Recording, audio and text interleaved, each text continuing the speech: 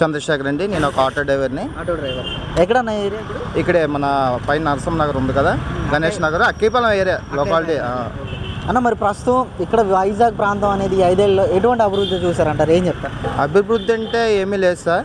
అసలు ప్రజలు కూడా నమ్మే పరిస్థితుల్లో కూడా లేరు. అంటే కొంతమంది వైసీపీ నాయకులు మా ఫ్రెండ్ సర్కిల్లోనే అడిగితే 5 ఏళ్ళలో ఏం చేసేస్తారు, ఇంకో 5 ఏళ్ళు ఛాన్స్ ఇస్తే చేస్తారు కదని అంటున్నారు. ఈ 5 ఏళ్ళే చేయలేదు, ఇంకో 5 ఏళ్ళలో చేస్తారని ప్రజలైతే ఎవ్వరూ నమ్మట్లేదు. తగిన బుద్ధి చెప్తారు కన్ఫామ్గా. ఎందుకంటే ఇప్పుడు మీరు మీడియాలో కూడా కొన్ని మీడియాలో వస్తున్నాయి, జగన్కి ఇన్ని మార్కులు ఎంత పర్సెంట్ ఉంది, అంత పర్సెంట్ ఉందని. కానీ ప్రజలు బయటికి చెప్పుకోవట్లేదు, ఓటుతో సమాధానం చెప్తారు. సార్ అన్న, ఇక్కడ వైజాగ్ నార్త్ ఎలా ఉండిపోతుంది అంటారు ఈసారి ఎన్నికలకి? అంటే ఇక్కడ బీజేపీ పోటీ చేస్తుంది, వైసీపీ నుంచి కేకే రాజు గారిని పోటీ చేస్తున్నారు కదా, ఎలా ఉంటుంది? ఇక్కడ కేకే రాజు గారు లాస్ట్ టైం ఓడిపోయారు గంటా శ్రీనివాస్ గారి మీద. అప్పుడు టీడీపీ ఉంది.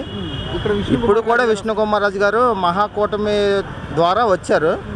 విష్ణుకుమార్ రాజు కన్ఫామ్గా గెలుస్తారు. ఎందుకంటే అతను చాలా మంచి పనులు చేశారు ఇప్పటికి. ఎందుకంటే ఇక్కడ వైఎస్ఆర్ కాలనీ అనేది లప్పర్సి కాలనీలోనే అక్కడ అందరికీ ఇల్లులు రప్పించింది అతనే. కానీ ఓపెనింగ్ కేకే రాజు గారు ఇచ్చినట్టు అక్కడ చెప్పుకున్నారు. కానీ అక్కడ ఓటర్లు అందరూ విష్ణుకుమార్ రాజుకే ఫుల్ మద్దతు. అంటే ఇక్కడ వైజాగ్ పార్లమెంట్ చూసుకుంటే ఈరోజు పార్లమెంట్ అభ్యర్థులుగా టీడీపీ నుంచి భరత్ గారు ఉన్నారు, వైసీపీ నుంచి ఝాన్సీ గారు కూడా పోటీకి వస్తున్నారు. సో వీళ్ళిద్దరిలో ఎవరైతే ముఖ్యంగా మీకున్న సమస్యల మీద పార్లమెంట్లో గట్టిగా ఫైట్ చేయగలరని అనుకుంటున్నారు, అసలు ఏం చెప్తారు? భరత్ గారు ఫైట్ చేస్తారని నాకు ఫుల్ నమ్మకం. ఎందుకంటే లాస్ట్ టైము భరత్ గారు గెలవాలి, కానీ కొన్ని అనివార్య కారణాల వల్ల ఓట్లు చీలిపోయి భరత్ గారు తక్కువ ఓట్లతోనే ఓడిపోయారు. లేకపోతే ఎంఏవి సత్యనారాయణ ఎవరు, అతను ఒక బిల్డరు, అతనికి ఓటు వేయవలసిన హక్కు కూడా ఎవరికి లేదు. కానీ అప్పుడు ఒక్క ఛాన్స్ అని అడిగి అతనికి కూడా గెలిపించారు. లేకపోతే లాస్ట్ టైమే భరత్ గారు ఎంపీగా ఉందరు. అంటే ఈసారి మరలా మాకు 25 మంది ఎంపీలు ఇవ్వండి, మేము పోరాడతాము ప్రత్యేక హోదా కోసం కానీ స్టీల్ ప్లాంట్ కోసం అని చెప్పి మాట్లాడుతున్నారు జగన్మోహన్ రెడ్డి గారు. ఎలా అనిపిస్తుంది అసలు? ప్రజలు ఎవరు నమ్మే పరిస్థితులు లేదు సార్. ఎందుకంటే మేము ఒక ఆటో డ్రైవర్కి కూడా ఆటోకి 10,000 ఇచ్చారని ఎవరూ నమ్మరు. రోడ్డు మీద ఒకప్పుడు జగన్మోహన్ రెడ్డి ఎక్కినప్పుడు ఈ చలానా 135 రూపాయలు ఉండేది. ఇప్పుడు అదే సిగ్నల్ జంపింగ్ 2035 రూపాయలు రాస్తున్నారు. అదేంటి అసలు? అది ఎంతవరకు కరెక్ట్? ఈ చలానా అనేది రద్దు చేయాలి ఎవరైనా, ఏ పార్టీ వచ్చినా సరే. కాకి షర్ట్ లేకపోతే 135 రూపాయలు ఉండేది, ఇప్పుడు 535 రూపాయలు రాస్తున్నారు. నువ్వు ఇచ్చే 10,000కి డబుల్ వడ్డీ తీసుకుంటున్నావు. నువ్వు ఆటో వాళ్ళకి ఏంటి నువ్వు చేయట్లేదు, నిజంగా చేయలేదు. ఆటో డ్రైవర్కి ప్రతి ఆటో డ్రైవర్కి వెళ్ళి మీరు ఇంటర్వ్యూ చేయండి ఒకసారి.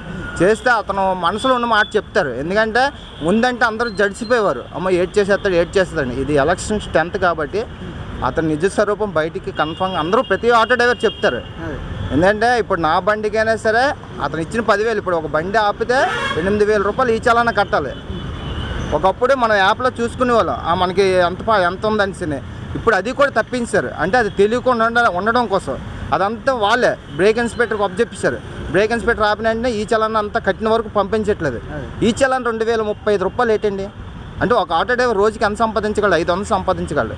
అలాంటి వాడికి ఒక సిగ్నల్ జంపింగ్ 2035 రూపాయలు వేస్తే అది అంతవరకు ప్రభుత్వం అసలు ఏంటి అది? మీరు ఇచ్చిన 10,000 మాకెందుకు? ఆ 10,000 వేరే రూపాయలు ఇవ్వండి. మీరు ఇచ్చిన 10,000 ఒక ఇన్సూరెన్స్ రూపంలోనో లేకపోతే ఒక బ్రేక్ రూపంలోనో ఇవ్వండి.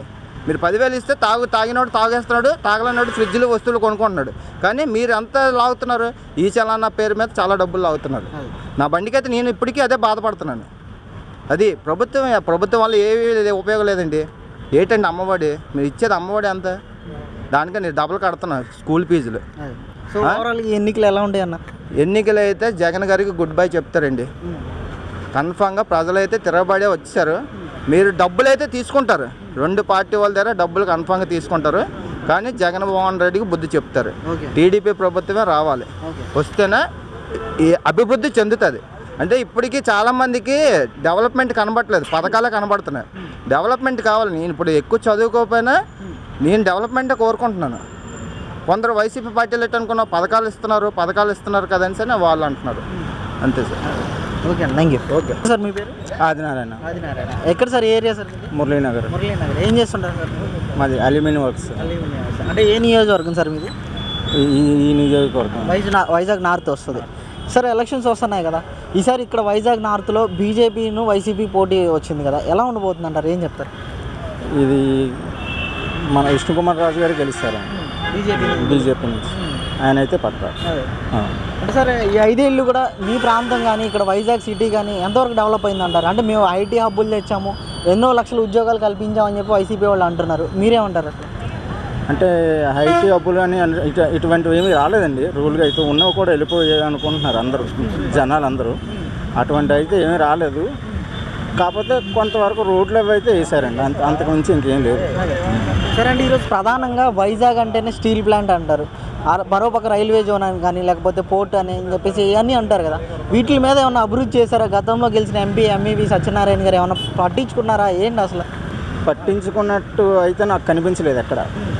అదే సరే ఏంటి మరి ఈసారి వైజాగ్ పార్లమెంట్ అభ్యర్థిగా టీడీపీ నుంచి భరత్ గారు, శ్రీ భరత్ గారును, వైసీపీ నుంచి ఝాన్సీ గారు పోటీకి వస్తున్నారు, బొత్స ఝాన్సీ గారు. సో వీళ్ళిద్దరిలో ఎవరైతే గట్టిగా ఫైట్ చేయగలరు వీటి డెవలప్మెంట్ కోసం, ఏదైతే స్టీల్ ప్లాంట్ కానీ లేకపోతే ఇండస్ట్రీలు తీసుకురావడం విషయంలో కానీ ఎవరైతే ఫైట్ చేయగలరు అని అనుకుంటున్నాను? భరత్ గారు చేయగలరు.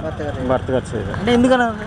భరత్ గారికి కొంచెం వాళ్ళ తాతగారు ఉన్నప్పటి నుంచి ఆయన చేసి ఉన్నారు కాబట్టి వాళ్ళ ఫ్యామిలీ నుంచి చేయగలరు అనుకుంటున్నాం. అంటే మరి గత 5 ఏళ్ళు ఓడిపోయి ఉన్నారు కదా, ఈ ప్రాంతంలోనే ఉన్నారు ఆయన? ఉన్నాం, ఈ ప్రాంతంలో ఉన్నాడు సార్. వాళ్ళకి కాలేజీలో ఉన్నాయి కదండి, దానివల్ల ఆయన అందరికీ జనాలకి అందుబాటులో ఉంటారు ఆయన. సో ఈ 5 ఏళ్ళలో జగన్మోహన్ రెడ్డి ఏమో నేను మంచి చేశాను మళ్ళీ గెలుస్తానని చెప్పి మాట్లాడడం కానీ 170 నాకే వస్తాయని సిద్ధం సభలు పెట్టి బస్ యాత్రలు చేస్తూ ఉన్నారు. ఈ రోజున ఎలా ఉంటుంది అంటారు? అంతగా ఉండదు సార్. ఈసారి వార్ వన్ సైడ్ అవుతుంది, డిసైడ్గా టీడీపీ పక్క. టీడీపీ పక్క అంటారు. అంటే ఇక్కడ చంద్రబాబు నాయుడు వయసు అయిపోయిందని చెప్పి ఆయన మీద కూడా విమర్శలు చేశారు కదా సార్. వయసు అయిపోయింది అని అనుకుంటే ఈయనకు వయసు అవుతూనే ఉంటుంది సార్. ఆయన వయసు అయిపోయినా సరే ఆయన ఇప్పుడు ఈ వయసులో కూడా ఆయన ఇంకా తిరుగుతున్నారంటే ఆయనకున్న ఎనర్జీ అటువంటిది. ఆయన చేయగలరు సార్. ఇంకో 5 సంవత్సరాలు బాగా పాలించగలరు ఆయన. సార్ మీ పేరు? లోకేష్ అండి. ఎక్కడ సార్? ఏ area sir? West, Vizag west. Vizag west అంటే ఇక్కడ ఏ ఏరియా పేరేనా? ఇక్కడ ఉండేది అక్కాయిపాలెం అండి, నార్త్. అంటే ఇప్పుడు ఏదైతే గతంలో జగన్మోహన్ రెడ్డి గారు సవాల్ చేశారు 25 మంది ఎంపీలను ఇస్తే ప్రత్యేక హోదా గురించి కానీ రైల్వే జోన్ విషయంలో కానీ ఉత్తరాంధ్రకు రావాల్సిన అభివృద్ధి ప్యాకేజీల విషయంలో కానీ మేము ఫైట్ చేస్తాము, ఇక్కడ తీసుకొస్తామని చెప్పి కూడా హామీ ఇచ్చారు కదా. మరి ఇక్కడ గెలిచిన ఎంపీ ఎంఈవి సత్యనారాయణ గారు ఎటువంటి పోరాటం చేశారంటారు, ఏం చెప్తారు? ఇప్పటికి వచ్చి ఎంవివి సత్యనారాయణ ఏ కంపెనీలు తీసుకొచ్చారో ఆయనకే తెలియాలి. ఆయన కంపెనీలు అయితే తీసుకురాలేదు, కానీ ఆయన కంపెనీలు కాకుండా ఆయన ఫ్లాట్లు అయితే బాగా తీసుకొచ్చాడు. ఎక్కడైనా ఎంవివి వెంచర్లు అయితే బాగా తీసుకొచ్చాడు. ఇప్పటికొచ్చి ఒక కంపెనీ ఉత్తరాంధ్రలో ఎవరికి లేదండి. ఒక్క సీఎం చెప్పినట్టుగా మెడలు వంచి తీసుకొస్తాం అని చెప్పాడు. ప్రత్యేక హోదా అయిపోయింది, ఇప్పుడేమో ప్రత్యేక హోదా డైలాగ్ అయిపోయిన తర్వాత ఇంకో డైలాగ్ చెప్తున్నాడు, అంతా దేవుడు ఉన్నాడు, న్యాయం ఉంది, గెలుస్తామని. ఎక్కడ కూడా ఏమీ లేవండి, ఏ జాబ్స్ లేవు. ఇదంతా just 5 years time waste planning తప్పితే వీళ్ళ దగ్గర ఏమీ కాన్సన్ట్రేషన్ లేదు.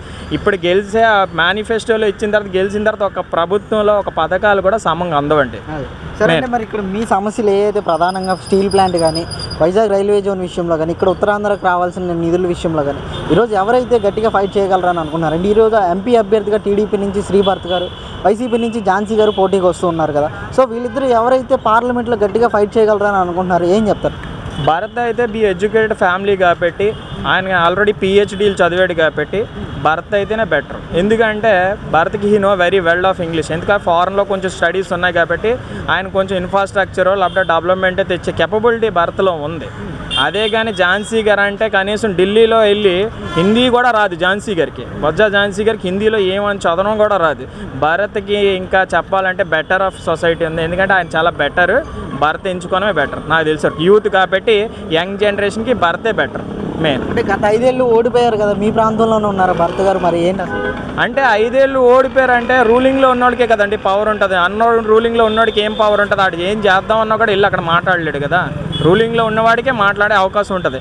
భరత్ యంగ్స్టర్ కాబట్టి భరత్కి ఛాన్స్ ఇవ్వడం కూడా బెటర్. ఓకే.